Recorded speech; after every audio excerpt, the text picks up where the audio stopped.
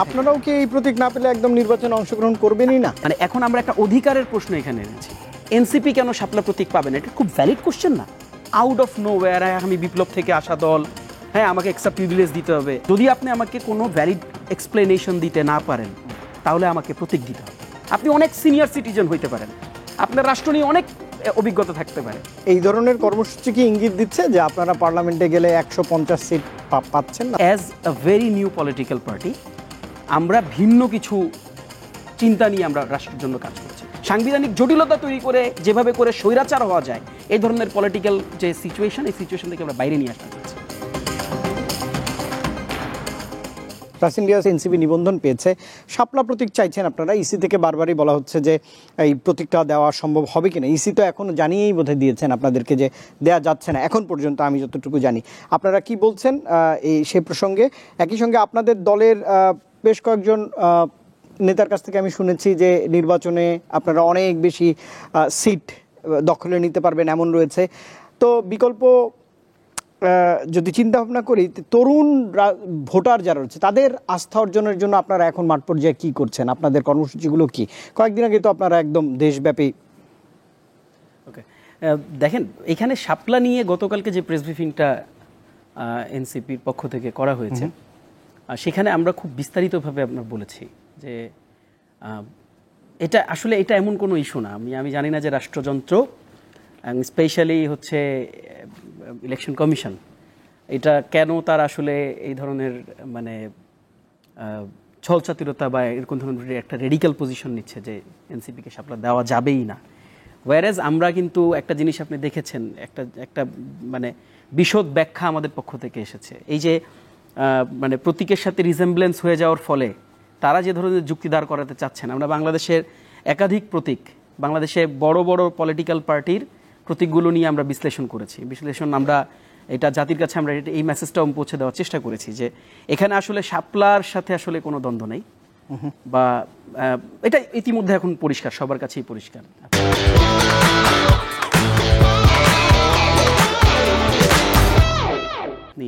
আমরা ঈগল দেখেছি, কাঁঠাল দেখেছি, আমরা ধান দেখছি, সব কিছুর সাথে সব কিছুর রিজেম্বলেন্স আছে, সব কিছুর সাথে সব কিছুকে আপনি কানেক্ট করাতে পারবেন।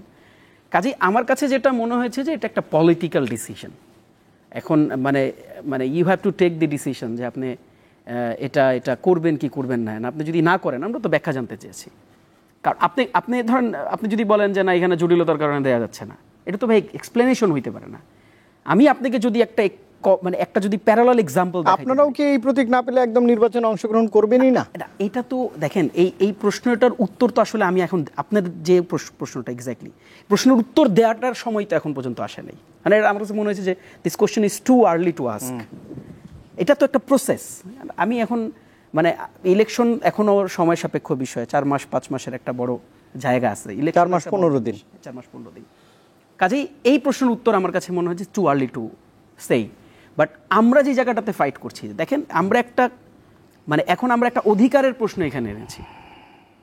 আমি যখন আপনাকে একটা প্যারালাল এক্সাম্পল দিচ্ছি যে অমুক দলের একটা প্রতীক আছে, যেই প্রতীকটা হচ্ছে রাষ্ট্রের কোনো একটা সেন্সিটিভ, কোনো একটা খুবই হ্যাভি ওয়েট প্রতিষ্ঠানের সাথে মিলে যাচ্ছে, তাহলে সে যদি ওই প্রতীক পেতে পারে, এনসিপি কেন শাপলা প্রতীক পাবে না? এটা খুব ভ্যালিড কোশ্চেন না? মানে আমি খেয়াল করে দেখেন, আমি কিন্তু কোনো ইনভ্যালিড কোশ্চেন আপনাকে করছি না, আমি একটা ভ্যালিড কোশ্চেনের মধ্যে দিয়ে আমি যাচ্ছি। আমি কিন্তু রাষ্ট্রযন্ত্রকে বলছি না যে আউট অফ নো ওয়্যার, আমি বিপ্লব থেকে আসা দল, হ্যাঁ আমাকে এক্সট্রা প্রিভিলেজ দিতে হবে। আমি এটা বলছি না যে আমার সাথে নাহিদ আছে, সার্জিস আছে, এরা তো বিপ্লব সংগঠিত করছে, সামনে ছিল, রিস্ক দিছে, এদের জন্য আমাকে প্রতীক দিতে হবে। We don't even expect or asking any extra privilege. আমরা ভ্যালিডিটির উপর দিয়ে যাচ্ছি। এখন এই প্রশ্নের উত্তর আপনি দিবেন, এই প্রশ্নের উত্তর দিয়ে আপনি যদি মনে করেন যে আপনি যদি ভ্যালিড অ্যান্সার দিতে পারেন, আমরা তখন ক্রস চেক করবো আবার। We don't have an issue, we are debating. এটা তো একটা পলিটিক্যাল বিউটি, একটা পলিটিক্যাল বিউটি হিসাবে আমরা সেটা করছি। বাট আমরা এই ব্যাপারটাতে অ্যাডামেন্ট যে যদি আপনি আমাকে কোনো ভ্যালিড এক্সপ্লেনেশন দিতে না পারেন তাহলে আমাকে প্রতীক দিতে হবে। এটা কোনো আনইথিক্যাল ক্লেইম না, এটা একটা রেশনাল ক্লেইম। এবং এই রেশনাল ক্লেইমটা আমরা আজকে থেকে করতেছি না, আমরা লম্বা সময় ধরে। আমরা জানেন পার্টি গঠনের পরেই আমরা তো এটা লঞ্চিং করেছি। আমরা সারা দেশে যখন ঘুরেছি, আমরা শাপলা নিয়ে মানুষের কাছে গিয়েছি। কারণ আমরা তো দেখি নাই, আমরা তো রেশনালি জিনিসটাকে চিন্তা করেছি, আমরা দেখি না এখানে কোনো ইরেশনালিটি আছে, আমাদের কাছে মনে হয় না যে এখানে কোনো আইনি জটিলতা আছে। এখন ভাই আপনি অনেক আইন পড়তে পারেন, আপনি অনেক সিনিয়র সিটিজেন হইতে পারেন, আপনার রাষ্ট্র নিয়ে অনেক অভিজ্ঞতা থাকতে পারে, আপনাকে বুঝতে হবে যে আমি কোনো সাংবিধানিক দাবি আমি আপনার কাছে করছি কিনা। এটা হচ্ছে ফার্স্ট থিং। সেকেন্ড থিং আমি আপনাকে বলি, দেখেন এখন আপনি আগামীর ইলেকশনের দিকে যদি তাকান, একটা বিগ ফ্যাক্টর হচ্ছে ইয়াং ভোটার্স। এটা একটা খুবই মানে কমন একটা সাইকোলজি। এখন বাংলাদেশের সকল পলিটিক্যাল পার্টিজ যারা বর্তমান সারফেসে কাজ করছেন, তারা প্রত্যেকেই ইয়াংদেরকে নিয়ে কাজ করছেন, তারা তাদের মতন করে কর্মসূচি করছেন। আমরাও আমাদের পক্ষ থেকে আমরা বিভিন্ন ধরনের, আপনি ইদানিং লক্ষ্য করেছেন কিনা জানি না, আমরা উঠান বৈঠক নামের একটা নতুন কর্মসূচি আমরা ইদানিং করছি, এবং আমরা একেবারে আপামর জনতার কাছে যাচ্ছি। উঠান বৈঠক কিন্তু এটা কিন্তু কোনো এলিটপনা না, কিন্তু খেয়াল করে দেখেন, আমরা একটু ওই জায়গা থেকে বের হইতে চাইছি। আমরা যখন সারা দেশে যখন আমরা ঘুরছি, এই ধরনের কর্মসূচি কি ইঙ্গিত দিচ্ছে যে আপনারা পার্লামেন্টে গেলে 150 সিট পাচ্ছেন? নাসিরউদ্দিন পাটোয়ারি বললেন।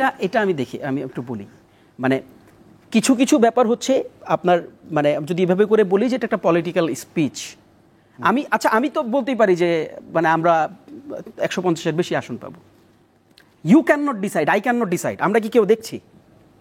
আমরা কেউ দেখছি না, আমরা একটা অ্যাজাম্পশন সেট করি, আমরা অ্যাজাম্পশনের উপর আমরা করি। এখন আমরা মানুষের কাছে যাচ্ছি, মানুষের রেসপন্স নিচ্ছি, আমরা মানুষের সাথে কথা বলছি, আমরা মানুষের কাছে এই জিনিসটা, এই মেসেজটা আমরা দিতে চাই যে as a very new political party আমরা ভিন্ন কিছু চিন্তা নিয়ে আমরা রাষ্ট্রের জন্য কাজ করছি। আমরা টিপিক্যাল যে পলিটিক্স, চাঁদাবাজির যে পলিটিক্স, ওই মাঠ দখল করার যে পলিটিক্স, আমরা এই পলিটিক্স থেকে রাষ্ট্রযন্ত্রকে, আমরা এই পলিটিক্স থেকে সাধারণ মানুষকে বের করে নিয়ে আসতে চাচ্ছি।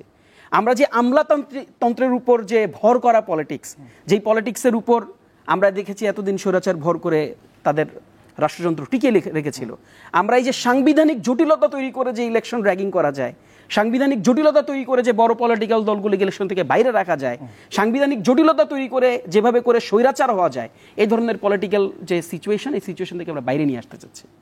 This is we want to express, this is we want to say. এখন এই কথা বলার পর যদি সাধারণ মানুষ আমাদেরকে বেছে নেয়, নিতে পারে, সেটা 150 হতে পারে, সেটা 150 থেকে নেমে 10-এও থাকতে পারে। এটা তো পলিটিক্যাল ডিসিশন, এটা সাধারণ মানুষের উইল, এটা তার উইজডম।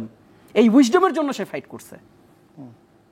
সেই সময় তো এনসিপি ছিল না, সে তো জানে না যে তাকে, সেই সময় তো তার মাথায় ছিল না যে এনসিপিকে সে ভোট দিয়ে জিতায় আনবে। এখন এটা কমপ্লিটলি তাদের কল।